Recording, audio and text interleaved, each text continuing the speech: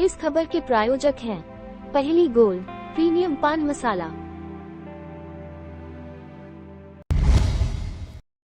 उम्मीद विभाग के दर्शकों का आज हम परिचय कराने जा रहे हैं डॉक्टर राधानंद सिंह जी से, जो पूना के वरिष्ठ साहित्यकार होने के साथ साथ मारुति सत्संग मंडल पुणे के संरक्षक हैं।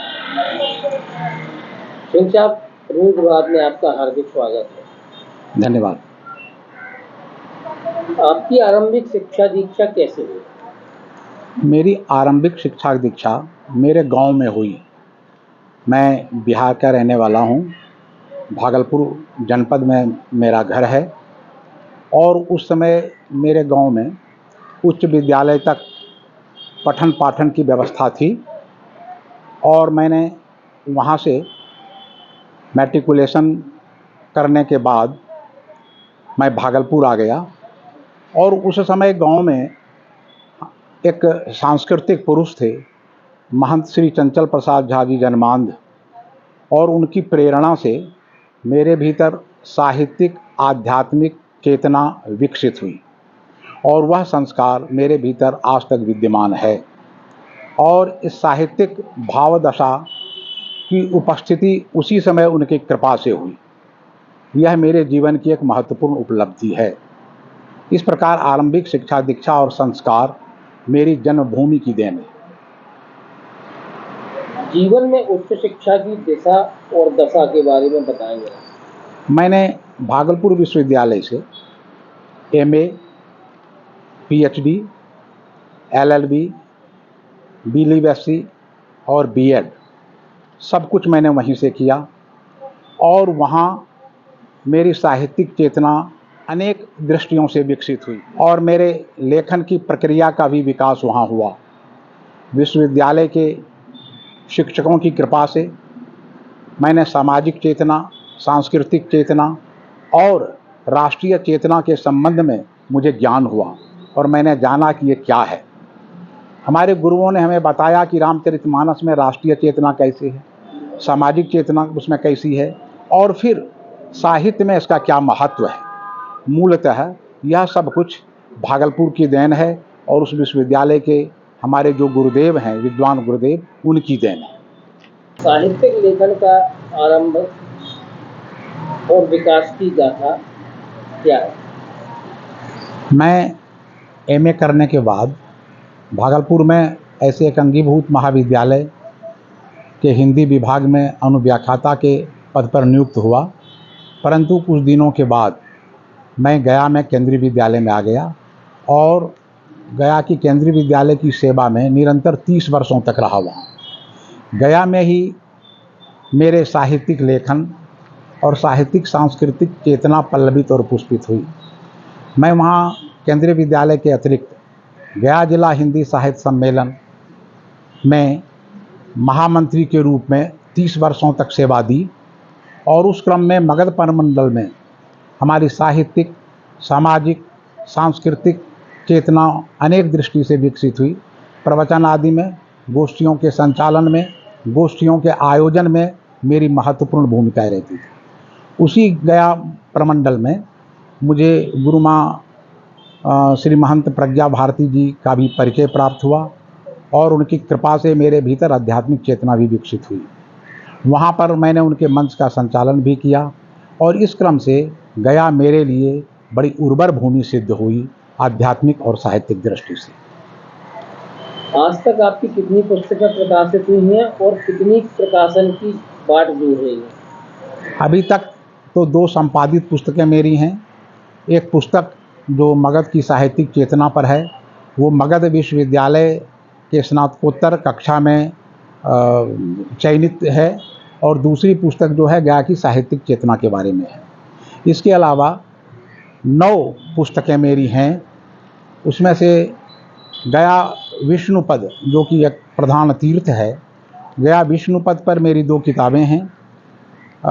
विष्णुपदी पितृतीर्थ गया परंपरा प्रवृत्ति और संस्कृति, और दूसरी किताब है विष्णुपदी तीर्थ गया पौराणिक और धर्मशास्त्रीय संदर्भ। तीसरी किताब गया के साहित्य पर है, गया का साहित्य। चौथी किताब मेरी है मेरा शोध ग्रंथ मिथ की अवधारणा और तुलसी साहित्य। पांचवी किताब है मिथकीय कविताओं का संकलन सोने का मृग मारता छलांग। और 3 भागों में मेरी एक पुस्तक है श्री रामचरितमानस का विष्णुपदी भाष्य, और एक पुस्तक है श्री रामचरितमानस का राष्ट्रिक भाष्य।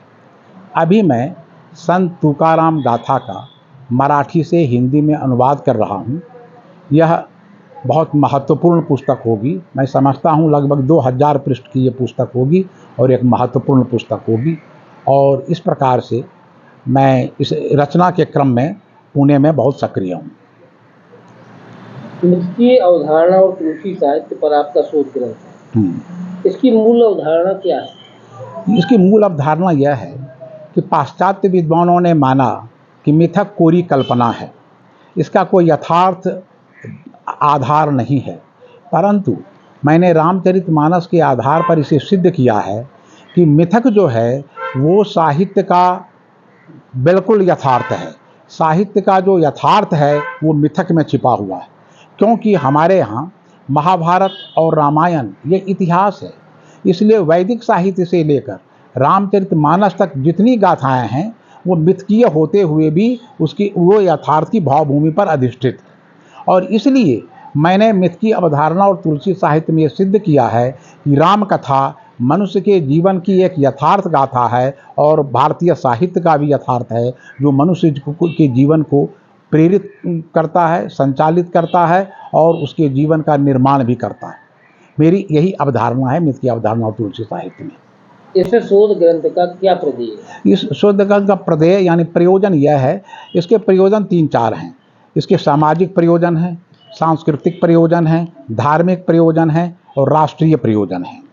मिथक के आधार पर हम जीवन के उस अंगों को, जीवन की उस चेतना को विकसित करते हैं जो अतीत की स्वर्णिम गाथा बनकर मेरे जीवन में उतरती है, और फिर हम उसके आधार पर अपने नए जीवन का निर्माण करते हैं। आगे का जीवन भी मिथकीय चेतना एक प्रेरणा के रूप में हमें सिखाती है। गया धाम पर आपने 2 पुस्तकों का सृजन किया है, उसका प्रयोजन क्या है? उसका प्रयोजन यह है कि विष्णुपदी पितृतीर्थ गया जो है वो एक महान तीर्थ है।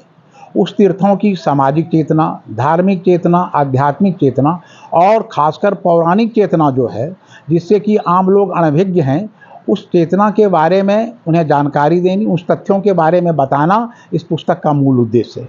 और दूसरी जो पुस्तक है गया का पौराणिक और धर्मशास्त्रीय संदर्भ, गया के संबंध में पुराणों में, स्मृतियों में और अन्य संस्कृति के ग्रंथों में जितने भी उद्धरण हैं, जितने भी श्लोक हैं, सबका सार्थ अनुवाद करके इस पुस्तक में दिया गया है। मूलतः गया की सांस्कृतिक आध्यात्मिक चेतना का ये एक संदर्भ ग्रंथ है, जिसके आधार पर 18 पुराणों में और अन्य साहित्यिक सांस्कृतिक ग्रंथों में जो कुछ लिखा हुआ है वह एक पुस्तक में संकलित है। इससे लेखन में, शोध कार्य करने में और अन्य कार्यों में बहुत ही सहायता प्राप्त हुई।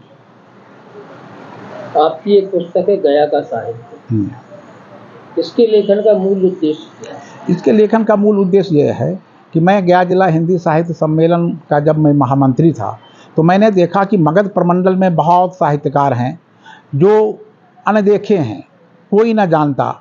इतनी में साहित्यिक चेतना है, वो असाधारण है, अप्रतिम है, लेकिन कोई उसके बारे में नहीं जानता। इसलिए मैंने गया का साहित्य जो वो परंपरा, प्रवृत्ति और प्रयोग ये जो वो है, इसमें मैंने ये सिद्ध किया, मैंने बताया है कि गया मगध प्रमंडल के जितने वरिष्ठ वरेण्य साहित्यकार हैं उनका परिचय मैंने दिया है, और लगभग 400 साहित्यकारों का व्यक्तित्व और कर्तृत्व का संक्षिप्ततः लेकिन विस्तार पूर्वक मैंने वर्णन किया है। जो प्रसिद्ध, नाति प्रसिद्ध जैसे भी साहित्यकार हैं, मगध प्रमंडल के सारे साहित्यकारों को उसमें मैंने जुटाया है और उस पर लिखा है। सोने का मृग मारता छलांग, इस काव्य संग्रह का मूल भावार्थ क्या है? सोने का मृग मारता छलांग मूलतः सीता जी के चरित्र पर आधारित है। सीता जी का चरित्र मैंने लिखा है। सीता जी का चरित्र ऐसा है कि सोने से जन्म, सोने से जन्म, सोने का मृग, सोने का गढ़, अंत कथा सोने की मूरत बनी राम की प्रिया मूक। सीता जी सोने के कलश से आती हैं, सोने के मृग को देखती हैं, सोने के गढ़ लंका में चली जाती हैं और अंत में अश्वमेध यज्ञ में सोने की मूरत बन जाती हैं। अर्थात सीता जी का आद्योपांत सोने में चला जाता है। आधुनिक जीवन में हम भी, हमारे जीवन में भी सोने का मृग ही छलांग मार रहा है। यह इसमें लगभग 50 से अधिक कविताएं हैं, रचनाएं हैं जो मिथकीय तत्वों पर आधारित है। जो हमारे मिथकीय पात्र हैं, भीष्म पितामह हैं, राम हैं, कृष्ण हैं और भी जितने हनुमान हैं, इन सभी पर मैंने इस पर रचनाएं दी हैं और यह आधुनिक जीवन के लिए एक प्रेरणा का काव्य है। आपने तुलसीदास जी पर बहुत कुछ लिखा है। श्री रामचरितमानस का विष्णुपदी भाष्य का मूल उद्देश्य क्या है? मेरी दृष्टि में गोस्वामी तुलसीदास जी हिंदी साहित्याकाश के एकछत्र नक्षत्र हैं। वो इस युग के एकछत्र सम्राट हैं और गोस्वामी तुलसीदास जी ने आध्यात्मिक, सांस्कृतिक, सामाजिक और साहित्यिक क्षेत्र में एक क्रांति की।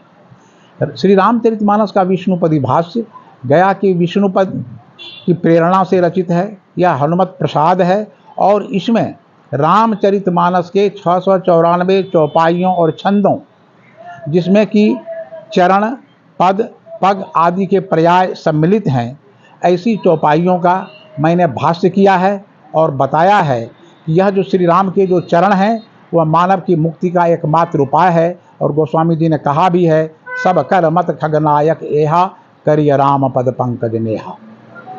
श्री रामचरितमानस का राष्ट्रीय भाष्य की प्रासंगिकता क्या है? रामचरितमानस में गोस्वामी तुलसीदास जी कहते हैं कि मेरी राम कथा 2 तटों से बहती है। वो तट है लोक और वेद का। वेद सिद्धांत पर आधारित मेरा विष्णुपदी भाष्य है और लोक तत्व पर आधारित रामचरितमानस का राष्ट्रीय भाष्य है। इसमें मूलतः राष्ट्रीयता के संबंध में विस्तार पूर्वक लिखा गया है। इसमें मूलतः श्री रामचरितमानस की राष्ट्रीय चेतना है। आज के संदर्भ में जब हम राष्ट्रवाद और राष्ट्रीयता को भूलते जा रहे हैं, तब गोस्वामी जी ने बताया था कि भारत में सुमति ही हमारे लिए एक राष्ट्रवाद है। मध्यकाल में कुमति के कारण ही हम पराधीन हुए थे।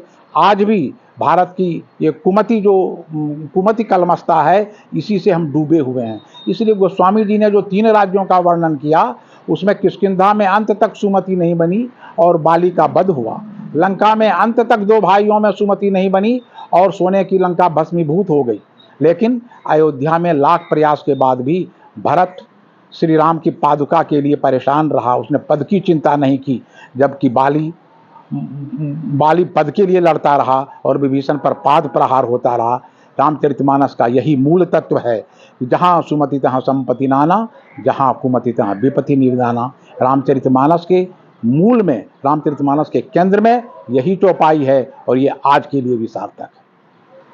प्रवीण प्रभात को आपने अपना अमूल्य समय दिया, इसके लिए हम आपका हृदय से आभार ज्ञापित करते हैं। धन्यवाद।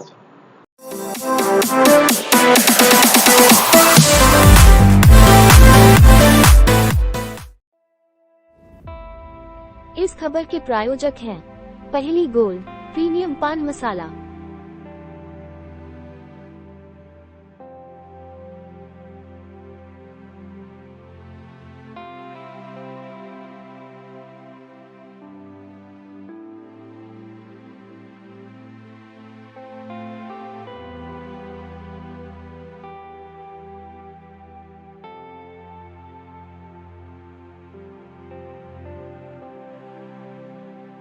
न तंबाकू, न निकोटीन, बस सही स्वाद, सही अंदाज।